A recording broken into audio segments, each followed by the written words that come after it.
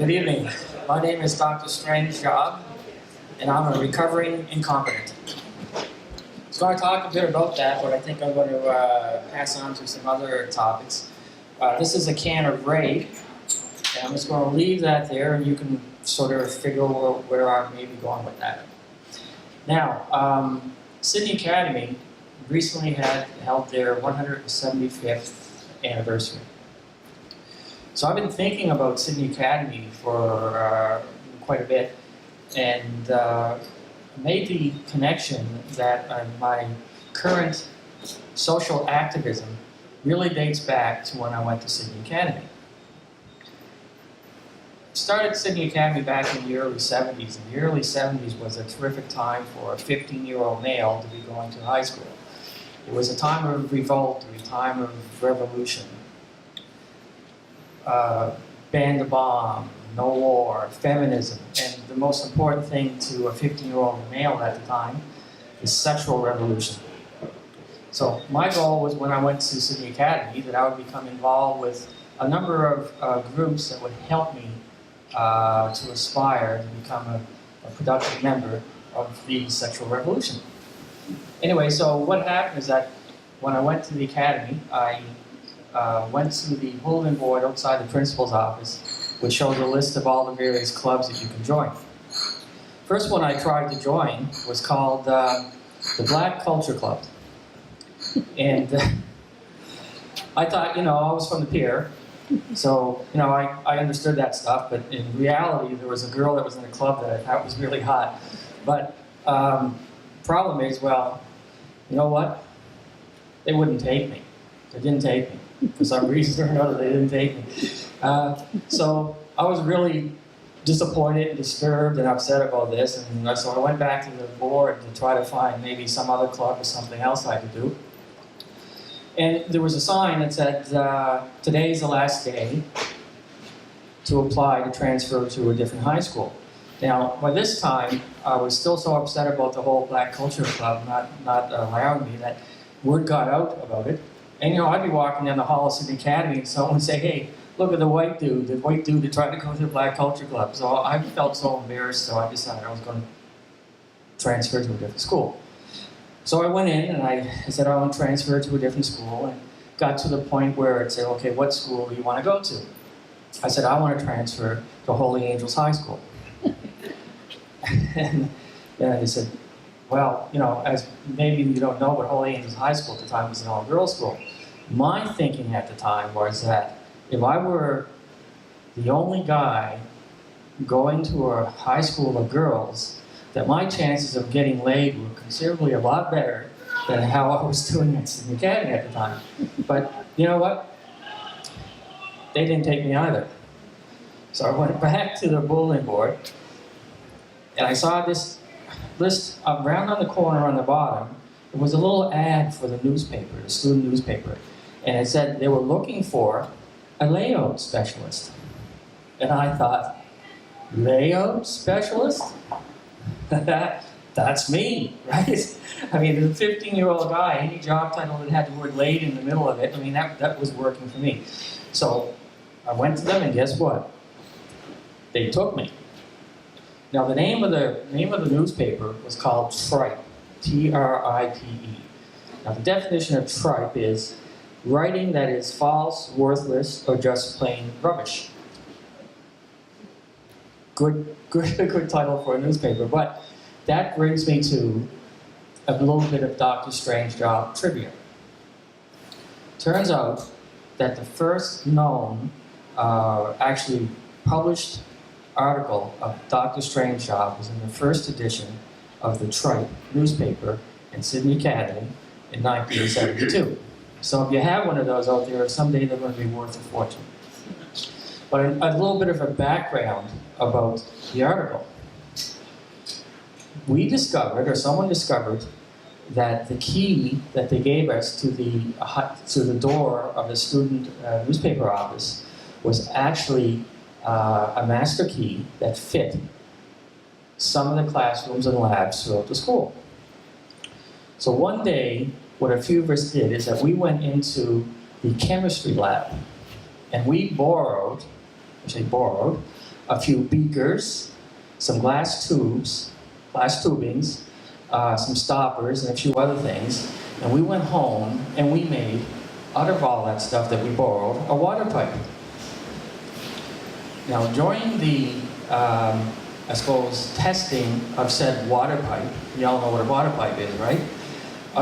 During the testing of the water pipe, what came out was an article that was in that newspaper that was called How to Make a Water Pipe from Materials Freely Available at Any High School Chemistry Lab.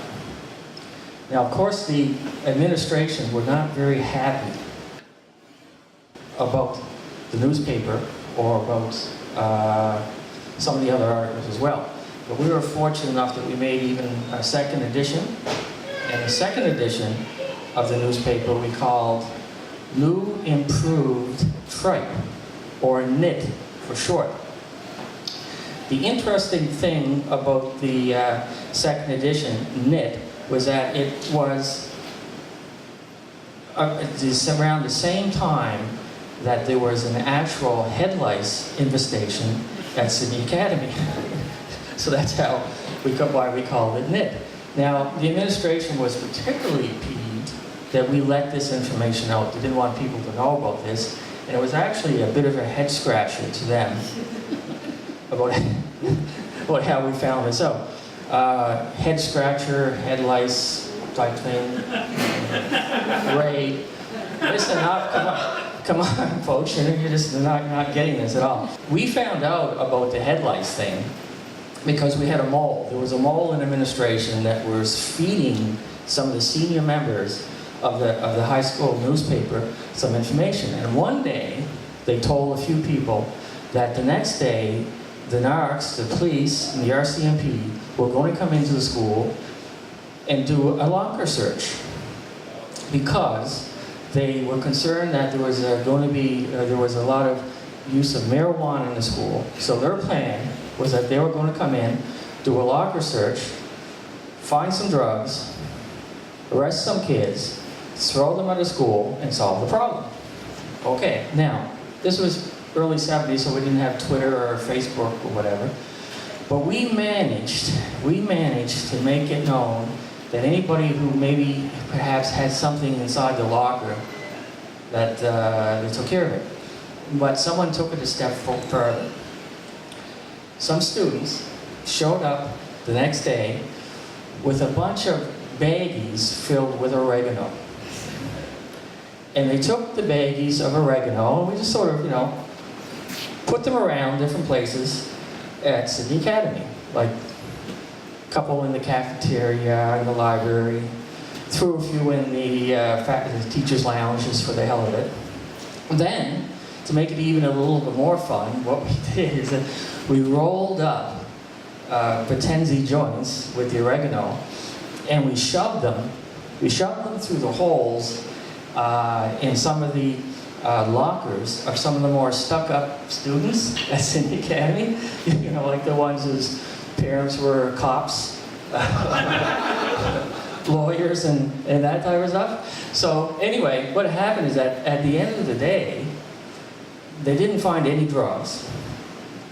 No one was arrested. No one got thrown out of school.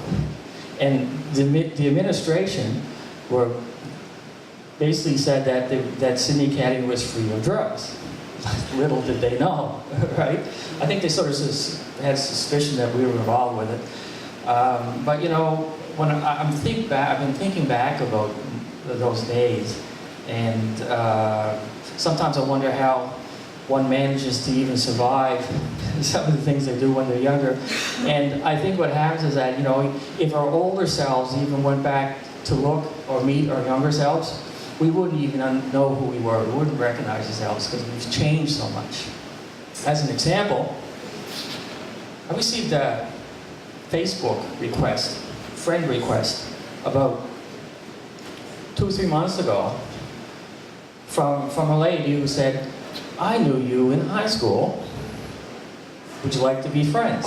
And well, I didn't quite recognize the name, So I went to their website, checked them out.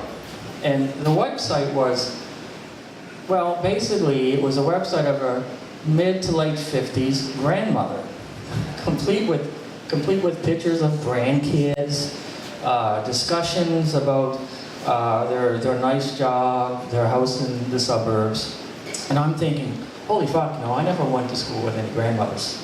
I just don't remember ever going to school with a grandmother. And then all of a sudden it hit me. I remember this girl. I remember a conversation I had with this girl one day. It was in 1972, and we were outside on the side entrance of Sydney Academy, and we were either having a smoke or sharing a joint, one or the other, could have been either in those days. And we had this conversation, and the conversation went kind of like, StrangeJob, want a toke? Now, if you're listening carefully, you'll notice that you call me StrangeJob, not Dr. StrangeJob. So I'm aging myself a bit here, because at that time I had not finished my dissertation. So I wasn't really Dr. StrangeJob, I was just StrangeJob at the time. So anyway, sure, I'll have a toke. So, I haven't seen you around. Where have you been lately? What have you been up to? Well, I haven't been in school for a week or so. I was in the hospital. Oh, really? Hope there's no problems. And, hope everything was okay. Oh, yeah, nothing really. I had the crabs.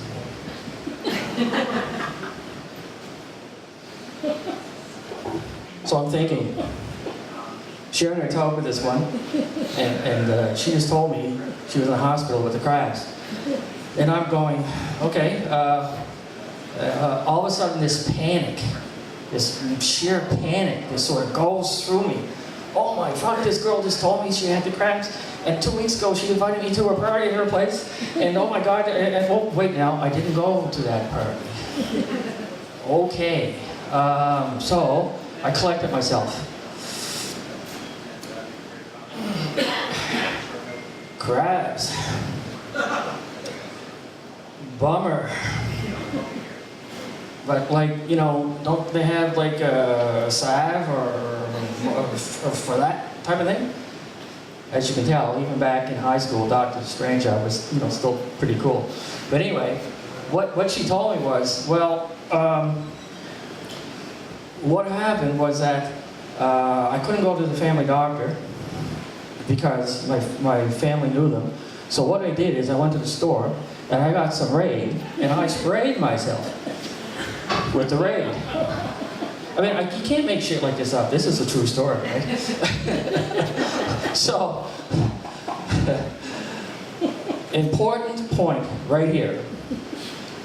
In 1972, it was an unknown fact, sadly, that one should not try to cure themselves from crabs with spray Raid. But I was thinking that probably, if I met that person here today, they probably would not remember that because they, like I said, people change. Look at me, I've changed.